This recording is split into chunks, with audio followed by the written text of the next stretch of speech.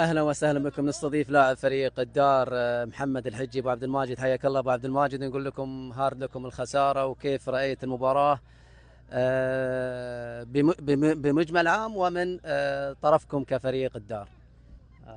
الله يعطيك العافية إن شاء الله. إحنا الهدف من الدورة هذه المشاركة، هذا أول شيء. سواء مستعدين مش مستعدين، المشاركة هي شرف لنا. فريق الواحة ما قصر.